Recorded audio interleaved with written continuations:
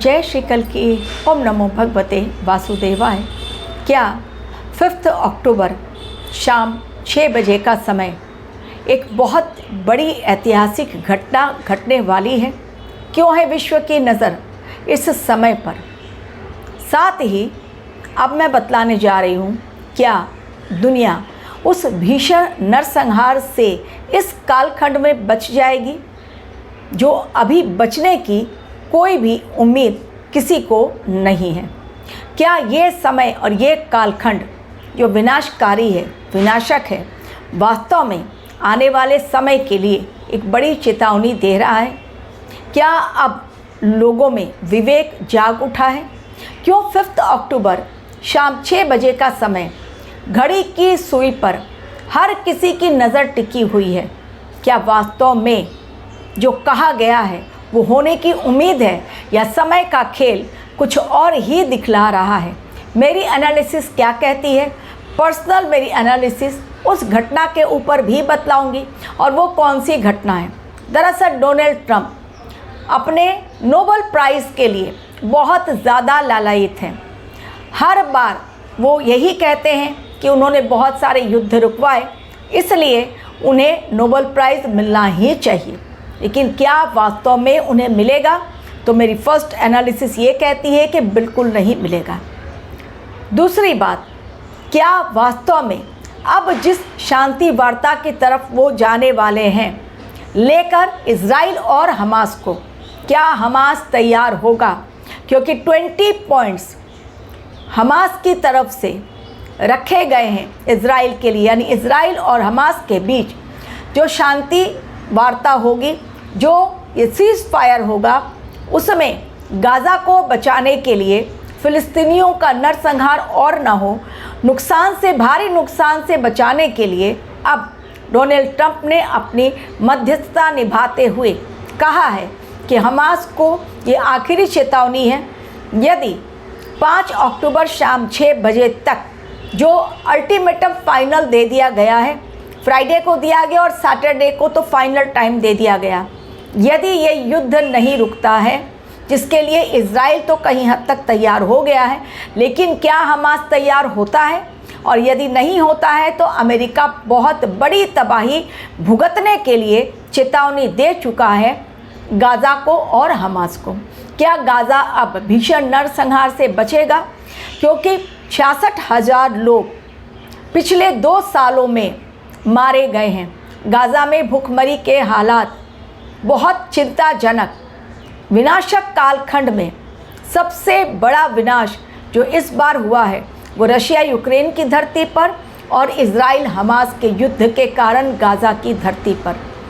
जो शर्तें हमास ने कंडीशन अप्लाई, उसने भी कह दिया है कि अगर मेरे इन 20 कंडीशंस में, जिसमें हमारे बहुत सारे ऐसे कंडीशंस हैं जिनको कि यदि ना माना गया तो ये युद्ध विराम नहीं होगा।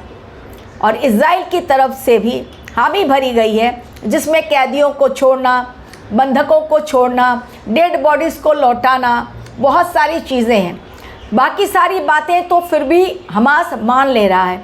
एक बात वो बिल्कुल मानने को तैयार नहीं, जो वो 20 पॉइंट्स के अंदर कवर होते हैं, वो एक पॉइंट ये है कि हमास को हथियार छोड़ना होगा। यानी अब उन हथियारों पर हमास का कोई भी अधिकार नहीं रहेगा जिसको कि वो अभी यूज़ कर रहा है। इसी बात पर हमास बिल्कुल तैयार नहीं है। अब शाम 6 बजे का समय, क्या वास्तव में ये विनाशक युद्ध रुक जाएगा? क्या इज़राइल वास्तव में इस युद्ध को ख़त्म कर देगा डोनाल्ड ट्रंप के कारण? क्या वास्तव में डोनाल्ड ट्रंप एक इस युद्ध में अहम भूमिका निभाएंगे?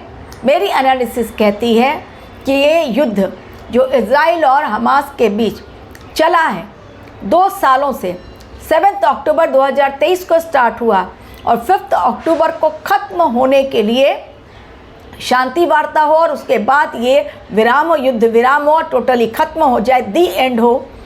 मुझे नहीं लगता है। ये हो सकता है कुछ समय के लिए, जैसे रशिया यूक्रेन पर इन्होंने दावा ठोक दिया था कि मैंने युद्ध विराम दे दिया, लेकिन अभी कितना भीषण युद्ध रशिया और यूक्रेन के बीच छिड़ गया है। न रशिया ने डोनाल्ड ट्रंप की बात मानी, ना ही यूक्रेन चुप बैठा। क्या इस समय जो इज़राइल नेतन्याहू ने जो संकेत दिए हैं कि हाँ वो बात मानने को तैयार हैं, क्या वो अपनी बात पर कायम रहेंगे? क्या हमास कायम रहेगा? क्या फ़िलिस्तीनियों की सुरक्षा हमास कर देगा? क्या वास्तव में जो 20 पॉइंट्स कवर किए गया क्या उन्हें ये दोनों मानेंगे? मुझे नहीं लगता है कि मानेंगे। फिर से एक बार इज़राइल आतंकवाद को ख़त्म करने के लिए जो फ़िलिस्तीन है आतंकवादी संगठन फिर से एक बार वहाँ पर जो हमास की धरती है, गाज़ा की धरती है, वहाँ पर कोहराम मचाने वाला है। कुछ समय के लिए लगेगा कि सब कुछ सही हो गया है, पूरी दुनिया में लोग खुशियाँ मनाएंगे कि युद्ध विराम हो गया है और युद्ध विराम के पश्चात अब वास्तव में एक पीस की तरफ, शांति की तरफ दुनिया जा रही है। लेकिन होगा इसका उल्टा। ये केवल कुछ समय के लिए एक धोखा है। पूरी दुनिया भ्रम में उलझ कर रह जाएगी और फिर से एक बार ये भीषण युद्ध शुरू होगा। अगर होता है तो पॉज, अगर वो हथियार पर अधिकार न जमाने की बात पर वो अगर एग्री करता है हमास तो ही, अदरवाइज़ मुझे नहीं लगता है कि वो इस पॉइंट पर एग्री करेगा। तो आने वाला समय बस कुछ घंटे और शेष हैं, शाम 6 बजने में देखना दिलचस्प होगा क्या ये युद्ध रुकता है और रुकता है तो कितने समय तक रुकता है। तो आज मैंने अपने वीडियो में आप लोगों को 2 बातें बतलाई, 2 भविष्यवाणियाँ दी। देखिए वो कितनी सटीक होती हैं। तीसरी बात जो ऑलरेडी भविष्यवाणी मेरी सत्य हो गई, जिसको मैंने कहा था कि उत्तर भारतवर्ष का जो नॉर्थ और ईस्टर्न रीजन है, खतरा बहुत बड़ा मंडरा रहा है प्राकृतिक आपदाओं को लेकर। फिर से एक बार मानसून अपना कहर बरपाएगा। तो भारतवर्ष में पश्चिम बंगाल में दार्जिलिंग और कालिम्पोंग में जो बारिश के कारण लैंडस्लाइड्स हुई है शनिवार को, शनिवार का अलार्मिंग डेट मैंने अपने जो तारीखें वाला वीडियो उसमें शनिवार का अलार्मिंग डेट स्टार्ट किया था 4 तारीख से। और मैंने कहा था चूँकि 4 तारीख है तो आप लोग कहेंगे बहुत लेट आप बता रही हैं। देखिए शनिवार के दिन 4 तारीख को मैंने कहा था कि प्राकृतिक आपदा फिर से एक बार कहर बरपाएगी, अलार्मिंग डेट है ये।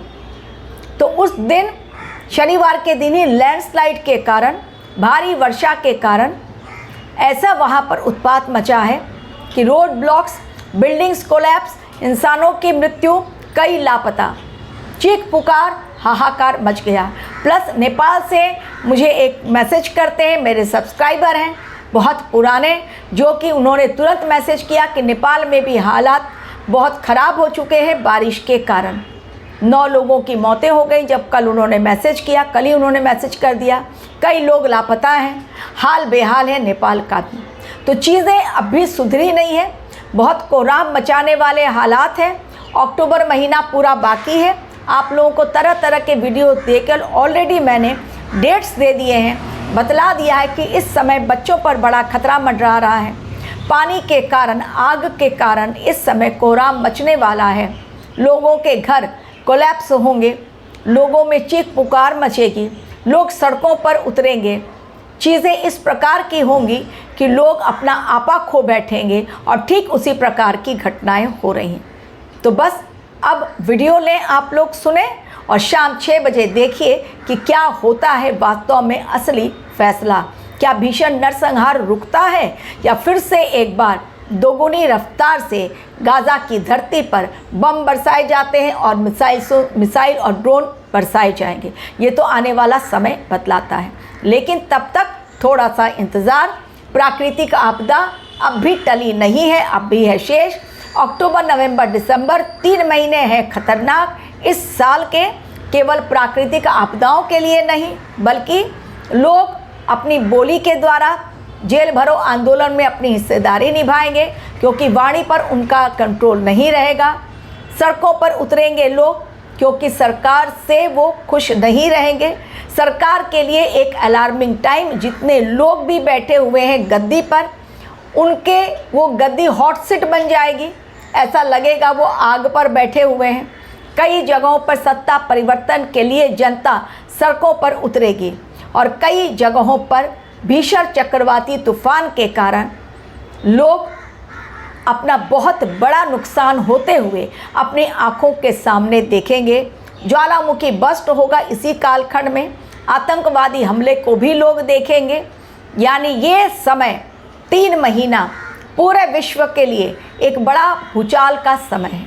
Thank you very much for watching.